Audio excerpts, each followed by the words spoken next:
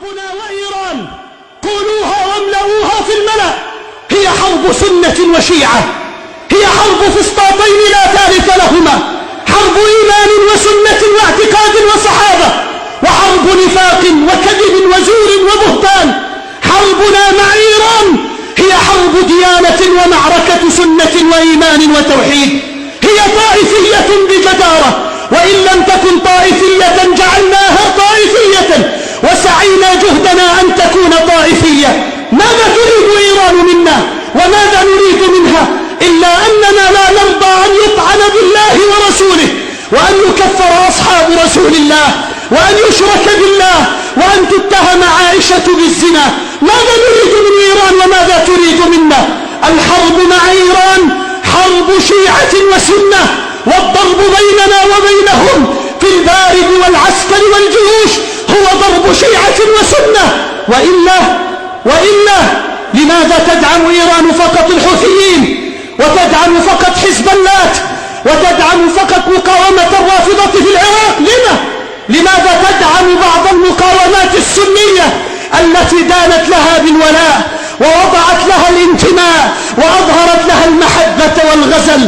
لماذا؟ لأن القضية حرب سنة وشيعة.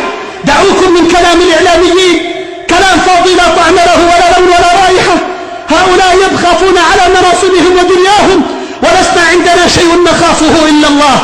حربنا مع إيران حرب سنة وشيعة، قولوها للملأ واملؤوها عبر التواصل. دعوكم من كلمة الطائفية المافونة، إنما هم الذين جاءوا لبلادنا أرادوا دكدكة بلادنا وهتك أعراضنا، فعلوا بنا بالعراق ما فعلوا، وفعلوا بنا في سوريا ما فعلوا، ويفعلون باليمن ما فعلوا. أرادوا الكيد بالبحرين والدورة على السعودية، يتهمون الأردن بالعمالة ويتكلمون فيها ما يتكلمون. هذا لأجل سيادات وقضايا سياسية ووحدة وطنية؟ لا، إنما القضية مع إيران هي قضية منذ الأزل، منذ أن قامت نابتة التشيع. وهؤلاء يكفرون أهل السنة ونحن لا نطلق التكفير لهم. يتكلمون فينا باطلا ويتهموننا بالردة والنجاسة واستباحة دمائنا وأموالنا وأعراضنا وبلادنا. صرحوا بألسنتهم، ألم يقولوا نحن بحاجة إلى تطهير المقدسات من الصهاينة الاثنين، من دولة الصهاينة اليهود ومن دولة الصهاينة الوهابية يقصدون السلفية السعودية؟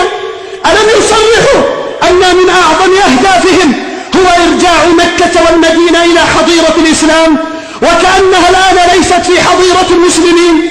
ألم يصرحوا على أنهم يوجهون آلاف وعشرات الآلاف من الصواريخ إلى المملكة العربية السعودية؟ لما هذا الاستهداف؟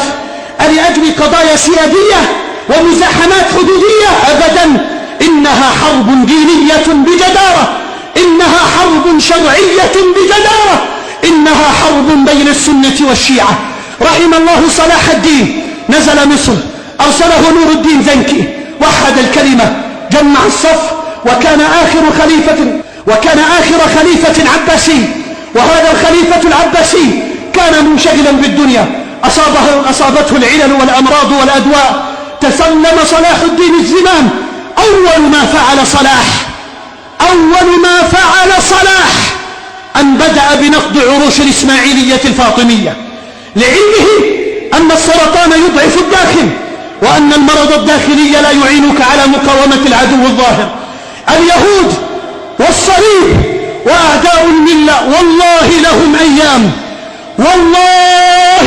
أيام رضوا أن أبوا، لتأتين أزمنة وأوقات على الأمة تذوق روما بأحذيتها. ليس هذا كلامي، إنما هذا وعد الصادق المصدوق، لما قال النبي صلى الله عليه وسلم تفتح رومية وتفتح قسطنطينية. قالوا يا رسول الله أتفتح رومية أولا أم قسطنطينية؟ قال تفتح قسطنطينية أولا.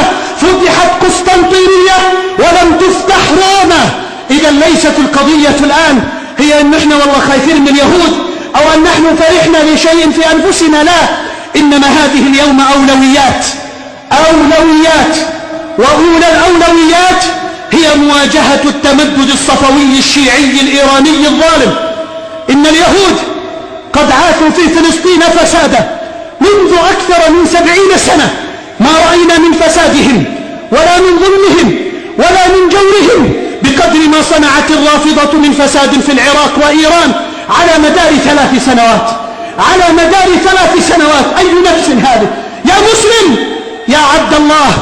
إن الحرب مع إيران هي حرب عقيدة وديانة. خلافنا مع الرافضة لن يزول ما دام الرافضة لهم قائمة، لن يزول ما دامت لهم دولة، لن يزول ما دامت لنا عين تطرف، لن يزول ما داموا يطعنون بعائشة وعرض رسول الله، لن يزول ما داموا يدعون إلى الشرك والقبورية، لن يزول خلافنا مع الرافضة ولا انتحارنا في سبيل قتالهم ولا دفعهم ولا درعهم ولا رد كيدهم عليهم، لن يزول ما داموا على وجه الأرض حتى تزول شأفتنا أو تزول شأفتهم. هذه المعركة هي اليوم، هي التي لا بد أن نلتف حولها وأن تجتمع الكلمة في فسطاطها وأن نستظل بظلها، فوالله والله والله لينصرن الله من